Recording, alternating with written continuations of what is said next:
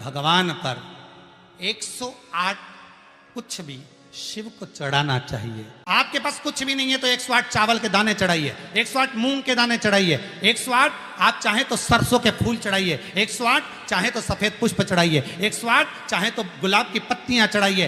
पर एक नियम बनाना कि मैं 108 ये वस्तु शिव को समर्पित करती हूं। उसका कारण क्या है? तो स्कंद पुराण में लिखा है शंकर भगवान को जब हम 108 कोई वस्तु समर्पित करते हैं तो शंकर उसको लाख और करोड़ों गुना कर कर हमको पूरे वर्ष में प्रदान कर देता है। इस पाठ की महत्वता हिंदू धर्म की रीति है, जिस पात्र को हम जल चढ़ाने लेकर जाते हैं उस पात्र में भगवान के चरणों का जल लाते, खाली पात्र नहीं क्या लाते हैं, भगवान के चरणों का जल। उस चरणों तक को लेकर आए, घर में रखा, सबने अपने नैनों में लगाया, हृदय में लगाया, चित्तवृत्ति में लगाया। खाली पात्र हम लेकर वापस नहीं आ रहे हैं। शिव मंदिर में जब जब जाओ, जल चढ़ाने के लिए जाओ, पात्र तुमने शंकर जी को पूरा पानी चढ़ा भी दिया तो शंकर के चरणारविंद का थोड़ा सा जल पात्र में डाल के भले 2 बूंद लाओ, 4 बूंद लाओ, इतना सा लाओ, पर लाओ और उसको पूरे परिवार के नेत्रों में जब लेकर आए हो चरणों तक तो लगा चरणों पर खाली पात्र नहीं लेकर। खाली पात्र लाने में जब पूरा जल समर्पित कर देते हैं, जल समर्पित भी पूरा करना है, भगवान को चढ़ा रहा है तो पूरा समर्पण होना चाहिए, पूर्ण समर्पण। इसलिए शंकर भगवान को अधूरा समर्पण नहीं, इसलिए श्रीफल भी पूर्ण चढ़ता है।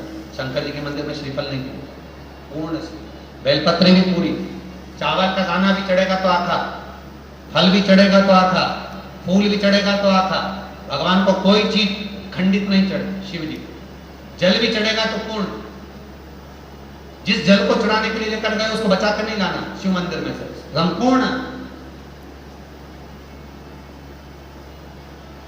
लेकर के आना है। जो शिव जी को जल चढ़ाया उसका चरणोदक 2 बूंद उसमें डालकर, बस वो 2 बूंद का थोड़ा सा भाग, क्योंकि भगवान के चरण की रज जब हमारे घर में प्रवेश करेगी तो हमारा आत्म कल्याण तो स्वतः ही हो जाएगा। शिव करुणा कर ही देंगे।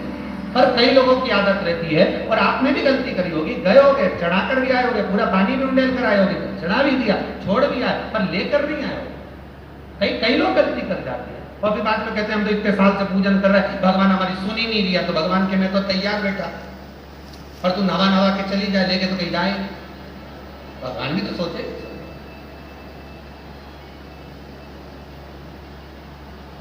अब भगवान तो आके नहीं बोलेगा कि तू मेरे चरण की रज ले जा, कहेगा कि तू मेरे पास में आए तो मैं चरण की रज लेकर जा। भगवान थोड़ी ना कहेगा कि मेरे पास में आकर तू ये लेकर जा। भगवान तो कहेगा मेरे पास में आया है, मांगना कुछ मत, बस मुझे जो स्नान कराया है मेरा चरणोदक लेकर जा, छीट दे पूरे घर में, संपदा भरना मेरा काम है। जहां मेरी चरण की रज पहुंच गई वहां संपदा स्वतः पहुंच गई, मैं वहां पहुंच जाता तो चरणों तक ले जाते। पर लोग ले जाते हैं, पूजन करते हैं, कलश भी उड़ेलते, जल भी चढ़ाते, पर आते समय खाली लेकर आ जाते। भगवान को इतना बुरा लगता, मेरे दरवाजे से खाली जाए, मुझे कितना बुरा लगेगा। जो आए वो भर कर जाए, भले 2 बूंद लेकर आओ, पर उसमें चरणों तक थोड़ा सा लेकर अवश्य। हमारी माताएं बड़ी प्रेम से कहती हैं, आप लोगों के मन में भी ये बात जरूर होगा, जितने लोग टीवी पर कथा सुन रहे हो, फेसबुक पर श्रवण कर रहे हो, आपने भी सुना होगा, घर की जो माताएं होती हैं, कभी भी घर का रसोई घर का बर्तन जिसमें सब्जी बनाई है, 50 लोग अगर जिमने आ रहे हैं और कह दिया आज का निमंत्रण है, 50 लोगों का पार्टी है, ये है वो है, सुहागिल है या ब्राह्मण भोज है, तो वो जो खीर का पात्र होगा, जो बर्तन होगा, जो सब्जी का पात्र होगा, माँ उसको खाली जल्दी नहीं करती है। भले उसमें सब्जी थोड़ी ना थोड़ी पड़ी रहने देगी, जब तक सब्जी इनकर नहीं चले जाएंगे तब तक उसमें पटक कर रखेगी। क्यों? क्योंकि उसमें उसकी बरकत है। उसी तरह जल चढ़ाने के बाद हम जब लेकर आते हैं पात्र के अंदर, ये उसमें उसकी बरकत है। गर्ग संहिता में दूसरी चीज है, उसको भी समझिए। गर्ग संहिता में कहा गया, जब आप घर से जल लेकर जाते हो भर कर, तो ये सृष्टि की जितनी नदियां हैं, पृथ्वी पर जितनी नदियां विद्यमान हैं, जितने तालाब, जितने सरोवर, जितने कुंड, जितने विराजमान हैं, उन सारे तीर्थों का जल जब आप घर से लेकर निकलते हो तो तीर्थ का संपूर्ण जल आपके कलश में आ जाता है। और जब आप उस जल को शिव पर समर्पित कर देती हो और 2 बूंद चरणा तक लेकर जब जाती हो, तो शिव महापुराण गर्ग संहिता पद्म पुराण कहती है वो जल साधारण नहीं रहता, वो गंगा जल बनकर तुम्हारे घर को पवित्र करने के लिए पहुंच जाता है। वो पवित्र गंगा जल उसको लेकर प्रवेश करें। आत्मा के चरणारविंद में जब जब जाएं, माता पिता के चरणों में जब जाएं, घर के बुजुर्गों के पास जब जाएं, तो तुम्हारे चेहरे पर प्रसन्नता होना चाहिए। नहीं तो मुसद्दीलाल जैसे चले, दुख भले है इसको पर चेहरे पर प्रसन्नता है, इसको अब दुख नहीं देना, क्योंकि इतना मुस्कुराकर ये मेरे मंदिर में आती है। एकादशी का व्रत करो ना तुम, सोमवार का व्रत करो, मंगलवार करो, शनिवार करो, तुम जिस व्रत को करते हो, सावन में तो व्रती व्रत चालू हो जाएंगे सारे के सारे, जिस व्रत को करो उसमें तुम्हारे चेहरे पर प्रसन्नता होना चाहिए। बहुत ध्यान देना। कई लोग पूछते हैं महाराज जी क्या घर में शंकर जी का शिवलिंग रख सकते हैं? रख सकते हो, मना नहीं है। जिसके घर में शंकर का शिवलिंग रहता है उसके घर में कभी बड़ा रोग प्रवेश नहीं करता। शंकर का शिवलिंग हो, पर शिवलिंग का भी प्रमाण है साहब, घर में जो भी मूर्ति होती है, जमीन ये जमीन है, इससे अंगूठे को उठाकर देख लो, हाथ को, बस इतनी बड़ी मूर्ति प्रतिमा स्वरूप घर के अंदर होना चाहिए, इससे बड़ी नहीं। क्योंकि बच्चा जितना छोटा होता है उसको उतनी व्यवस्था कम करना पड़ती है, बच्चा जब बड़ा हो जाता है व्यवस्थाएं बढ़ती चली जाती।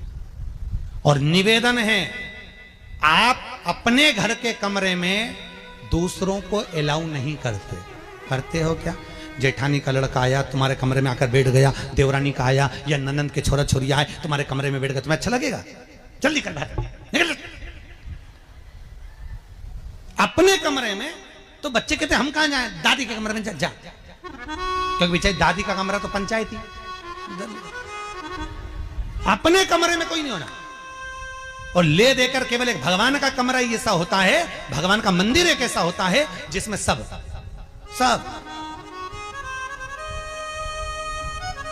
तीर्थ करने गई, कहां? रामेश्वर। गणेश जी भगवान शंकर से बोले पिताजी फिर तीर्थ गई है। शंकर जी बोले बेटा खसक के बैठ जा, पकड़ के लाती होगी।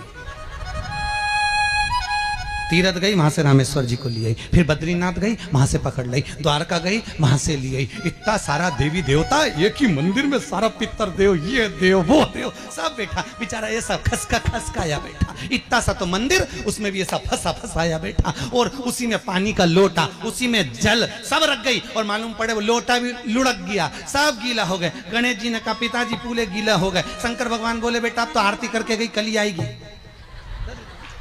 अब तो गई, और सुबह से आई, इतनी सी शक्कर लिए, इतनी सी कटोरी में, और आरती भी कर रही शक्कर धर के, और दिया हाथ में, और इधर हाथ में घंटी, तन मन धन सब कुछ तेरा, मुंह से बोल रही तेरा, ऊपर से दिखा रही ठेंगा, समझना मत ही तेरा, समझना नहीं तेरा। पहले के लोग घंटी बजाते थे, अंगूठा नीचे रखते थे, आज के जमाने में तन मन धन सब कुछ तेरा, समझ भगवान भी कहे का फंस इतनी सी शक्कर, और सब भगवान के सामने एक इतनी सी शक्कर धर दी। गणेश जी के मैं खाऊं, राम जी के मैं खाऊं, हनुमान जी के मैं खाऊं, सब झगड़ रहा है। इतने में सब झगड़ रहे, तो इन्होंने विचार करा, इनने खाने के चक्कर में अपनी किचकिच कराई, अब की बार ये किचन में जाओ तो अपन भी किचकिच कराओ। अब सारे पंडितों से पूछती फिर रही, महाराज घर में शांति नहीं, घर में शांति नहीं। अब महाराज जी के कहीं मालूम कि क्यों शांति नहीं? जब देवताओं का किचकिच कराएगी तो तुझे कौन छोड़ेगा? जकर किचकिच भगवान। और बचा कुचा था तो वो दिवाली दशहरा आया, जन्माष्टमी आई, इतना सारा भगवान के थाली में रख के अचार लेके रखंडे बैठ गई, आज तो जन्माष्टमी है। और बच्चा कुचा तो पाउडर लिया कौन सा पीताम्बरी, उससे झगड़, ऐसा रगड़ूंगी पूरा साफ हो जाएगा। और जन्माष्टमी के दिन ऐसा रगड़ा, भगवान कह रहे राधा आज मेरा जन्मदिन और ये मुझे घस रही।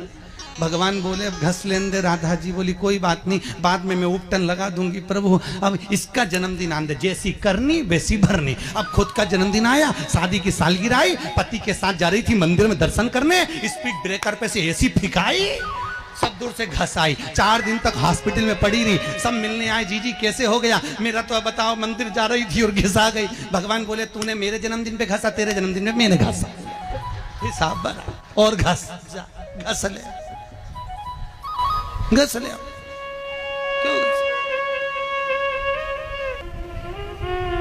भगवत भजन चित्त वृत्ति में परमात्मा में भाव होना चाहिए। निर्मल मन सो मोहि पावा, मोहि छल छिद्र कपट ना। भगवान कहाँ कहते मुझे कुछ चाहिए?